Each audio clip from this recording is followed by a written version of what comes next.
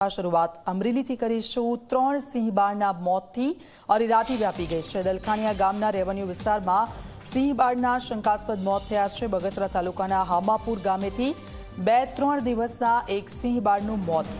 પાણિયા રેન્જના ઇનફાઇટમાં એક સિંહ બાળનું મોત થયું છે। એક જ દિવસમાં આ 3 જુદા જુદા સ્થળેથી સિંહ બાળના મોત થયા છે। હત્યાની આશંકા સાથે વન વિભાગની ટીમ દ્વારા તપાસનો ધમધમાટ શરૂ કરવામાં આવ્યો છે।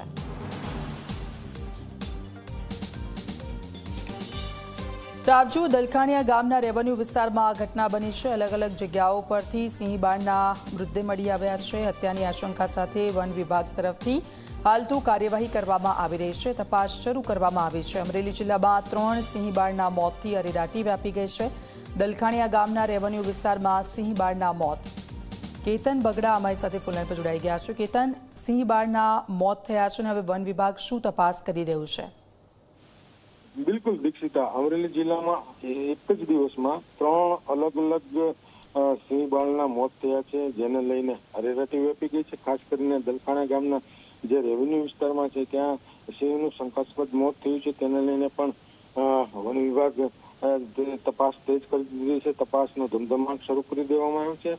સિંહ બાળ રેવન્યુ વિસ્તારમાં ખુલ્લામાં કોઈ ફેંકી ગયું હોઈ શકે અને વન વિભાગ તે બાબતે ખાનગી રાયે આસપાસના વિસ્તારોમાં તપાસ કરી રહ્યું છે। જ્યારે દલખાણીયા રેન્જના જે આરએફઓ છે તે શંકાસ્પદ સિંહના મોત અંગે પ્રથમ તો છુપાવવાનો પ્રયાસ કર્યો હતો, છતાં જે સિનિયર અધિકારીઓ છે તેને આ સમગ્ર ઘટનાની જાણ થઈ ગઈ હતી। તેને લઈને પણ તપાસનો ધમધમાટ હાલ શરૂ કરી દેવામાં આવ્યો છે।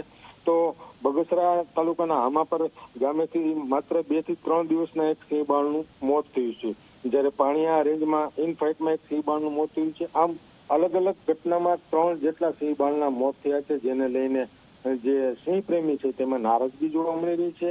એક જ દિવસમાં 3 જેટલા સિંહના મોત થતા વન વિભાગમાં પણ દોડધામ મચી ગઈ છે। વન વિભાગ પણ ખૂબ જ ઊંડાણપૂર્વક આ બાબતે તપાસ કરી રહી છે। જી દીક્ષિતા। બિલકુલ, આભાર સમગ્ર વિગત બદલ કેતન। તો એક જ દિવસમાં 3 જુદા જુદા સ્થળે સિંહ બાળના મોત થતા અરેરાટી વ્યાપી ગઈ છે। હાલ તો આ સિંહ બાળના મૃતદેહો છે તેમને પોસ્ટમોર્ટમ માટે લઈ જવામાં આવ્યા છે, પરંતુ આ ઘટના ગંભીર, વન વિભાગ તપાસ કરી રહ્યું છે।